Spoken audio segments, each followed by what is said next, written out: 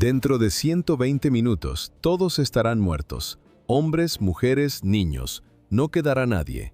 Pero ahora es una mañana cálida de mayo de 1944. El tren se detiene en Polonia. Las puertas de los vagones se abren en la rampa de Auschwitz-Birkenau. Huele a sudor y miedo tras 3 días sin agua. Un hombre se adelanta hacia la multitud. Rubio, uniforme impecable, un ojo de cristal que no parpadea. Es el SS Hauptscharführer Otto Moll. No grita, no golpea. El ruido de la locomotora y el silbido del vapor llenan el aire, pero su voz se impone, suave, tranquila, paternal. Le sonríe. Están a salvo, dice. Solo necesitan una ducha y desinfección. Después habrá sopa, habrá té caliente. Por favor, recuerden el número de su percha, insiste con amabilidad, para encontrar su ropa después. Le creen. El cansancio vence a la sospecha. Moll mantiene la sonrisa mientras los guía hacia las cámaras. Sabe exactamente lo que va a pasar. Él mismo encenderá el fuego en menos de 2 horas. Lo que Otto Moll hacía en ese campo no era solo cumplir órdenes. Era un teatro del horror tan calculado, tan personal, que provocaba náuseas a sus propios camaradas. Los otros oficiales miraban hacia otro lado.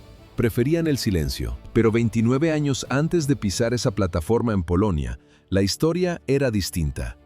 Otto Hermann Wilhelm Moll nació el 4 de marzo de 1915, Hohenschönberg, una provincia alemana estática, silenciosa. El tipo de lugar que engendra gente invisible, diseñada para no destacar. Moll no era un soldado, era jardinero. Tenía un título profesional. Sus manos sabían de tierra, raíces y tijeras de podar. Era un hombre mediocre, absolutamente normal. Incluso cuando se acercó al régimen, no lo hizo con un fusil.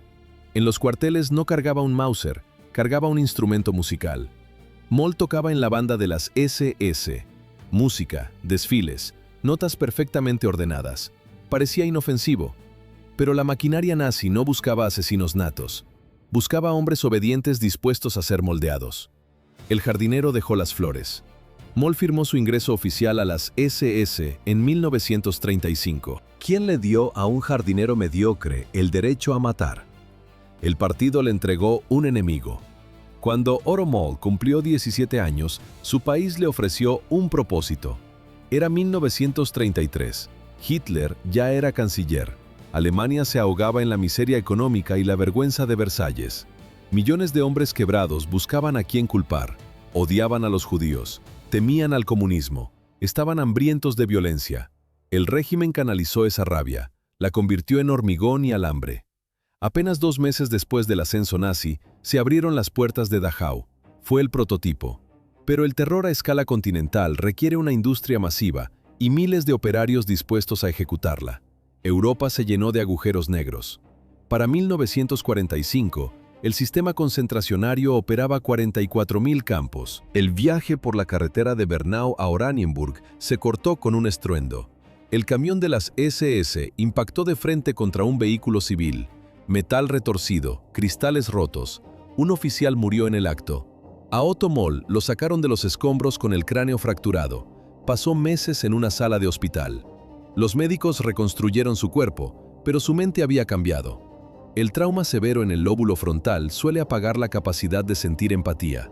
Lo que para la medicina era un daño cerebral irreversible, para el régimen nazi se convirtió en una herramienta perfecta. El accidente eliminó sus frenos morales. El precio físico fue su ojo derecho. Le insertaron una prótesis de vidrio. El superviviente Benjamin Jacobs describió años después el terror de mirar a ese hombre a la cara. Cabello rubio, rasgos duros y 2 ojos azules gélidos. Cuando Moll hablaba o gritaba, solo el ojo izquierdo reaccionaba.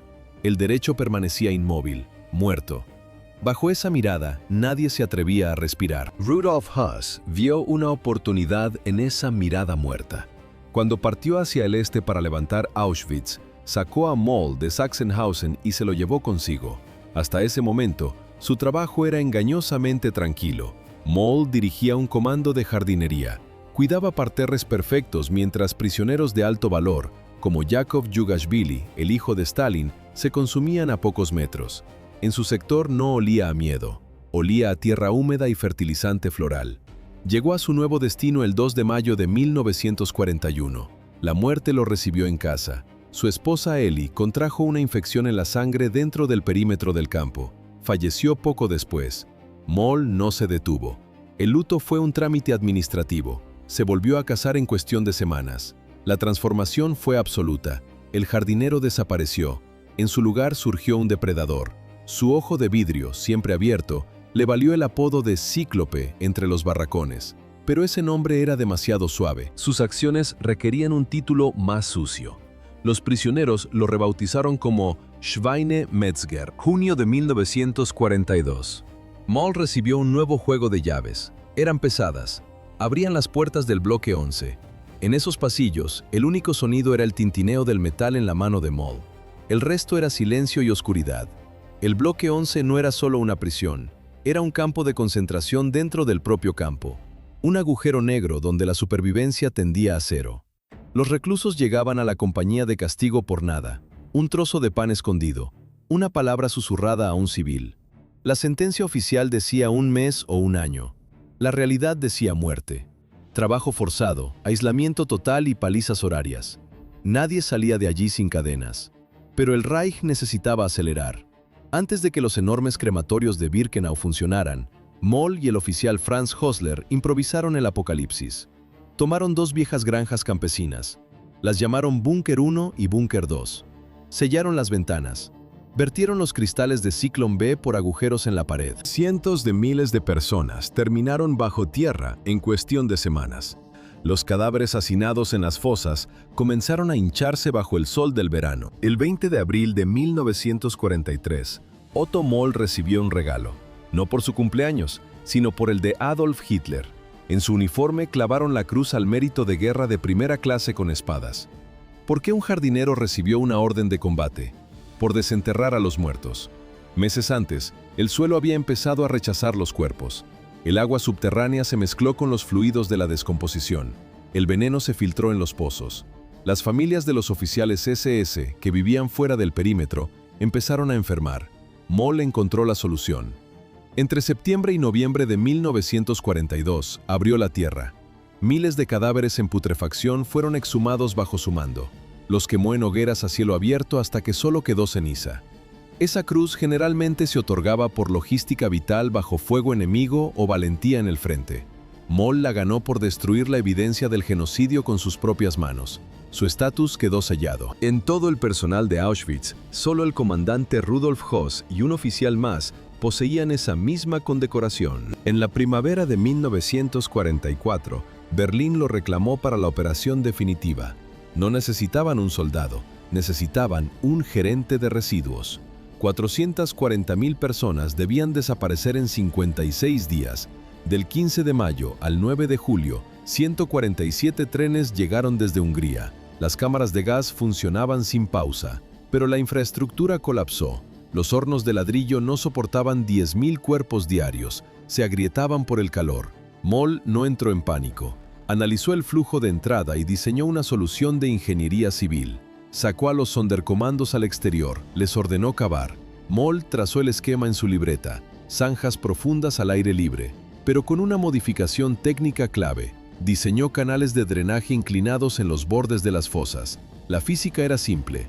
El fuego derretía la grasa de los cadáveres. Esta se licuaba, corría por los surcos de tierra como aceite hirviendo y regresaba al centro de la pira para avivar las llamas. El cuerpo humano se convertía en su propio combustible. El humo negro era tan denso que oscureció el cielo de verano. Los pilotos aliados reportaron la columna de hollín desde kilómetros de altura. 440.000 húngaros, una capital europea entera, procesada a través de los canales de drenaje de Moll. Él supervisaba el borde de la fosa con total calma. Los prisioneros cargaban los cuerpos sabiendo que un paso en falso significaba caer al fuego. Nadie se atrevía a mirarlo a los ojos. Para mantener el fuego encendido, Moll necesitaba un suministro constante de cuerpos, así que caminaba personalmente hacia los andenes. Todos los días. El médico de las SS, Johann Kremer, observaba la operación desde un lateral. En su diario, que luego serviría de evidencia, describió una coreografía macabra diseñada para anular el pánico. Moll no usaba el látigo aquí, usaba la calma. Su voz era suave, casi paternal. Prometía sopa caliente y descanso tras la ducha. Señalaba los percheros con números en la pared. «Recuerden su gancho», repetía con una sonrisa ensayada. «Necesitarán sus abrigos al salir». El engaño era absoluto. En la antesala, se oía el rasguido frenético de los lápices sobre el papel. Las víctimas escribían postales de despedida a sus familiares, asegurando que habían llegado bien a un campo de trabajo. Moll las recogía amablemente. Sabía que nadie las enviaría. Fuera, el cinismo se volvía industrial. Una ambulancia aparcaba junto a la cámara de gas. Pintura blanca inmaculada. Una gran cruz roja brillante en la puerta, el símbolo universal de socorro. Pero el vehículo no traía medicinas, sino cajas de madera con etiquetas de advertencia. Era el transporte oficial del Ciclón B. Las puertas de acero se cerraban de golpe. Un operario trepaba al techo y volcaba los gránulos tóxicos por la rejilla. En el bolsillo de su uniforme no siempre llevaba cargadores. A veces llevaba caramelos, un contraste grotesco en medio del humo negro. Pero lo que helaba la sangre a los supervivientes no era su obediencia ciega, era su entretenimiento. Moll no solo gestionaba la muerte, la saboreaba. Moll se agachaba en el andén, extendía un dulce brillante hacia un niño asustado. El pequeño daba un paso tímido. Moll sonreía, y en un movimiento fluido lo agarraba por la ropa y lo lanzaba vivo a la fosa de fuego. El crujido de las llamas se mezclaba con su propia risa. Lo hacía para relajarse. Incluso dentro de la maquinaria de las SS, este nivel de sadismo se consideraba un exceso peligroso. Pero Berlín miraba hacia otro lado, porque Moll entregaba resultados. Los tribunales militares escucharon estos relatos bajo juramento una y otra vez. La crueldad era creativa. Testigos describieron cómo un camión frenó de golpe cerca de las fosas. Un niño de 3 años cayó al asfalto. Moll lo levantó del suelo, no para salvarlo. Estrelló su cabeza contra el muro de hormigón hasta que el cráneo cedió. Luego arrojó el cadáver ensangrentado a los brazos de su madre, que seguía en el vehículo. El terror era su herramienta de control. Si atrapaba a un prisionero con una joya escondida, no llamaba a la guardia. Lo rociaba personalmente con gasolina. Encendía una cerilla y observaba cómo se consumía. Ante cualquier súplica de piedad, su respuesta era siempre la misma, mecánica y fría. Befehl ist Befehl. Una orden es una orden. Entonces, sin dejar de mirar a los ojos de la víctima, apretaba el gatillo. Enero de 1945. El avance del Ejército Rojo expulsó a Moll de su cómoda villa en Auschwitz. Se acabaron los jardines y las tardes de música. La SS comenzó a destruir evidencias frenéticamente. Quemaron archivos, dinamitaron hornos. Luego, empujaron a 60.000 supervivientes hacia el oeste, las marchas de la muerte. Moll lideraba una de estas columnas a través de bosques congelados. El frío era absoluto. Los árboles crujían bajo el peso de la nieve y el viento cortaba la piel de los prisioneros a través de los harapos. Quien caía, moría allí mismo. En febrero llegaron a Kaufering, un complejo de 11 subcampos satélites del sistema Dachau. Aquí no había infraestructura industrial, era el caos. Los prisioneros tuvieron que construir sus propios barracones semienterrados para camuflarlos de la aviación aliada. Techos de tierra. La lluvia y el deshielo se filtraban directamente sobre los cuerpos dormidos. El hambre no era un accidente, era la política oficial. El Tercer Reich se desmoronaba, pero Moll seguía trabajando.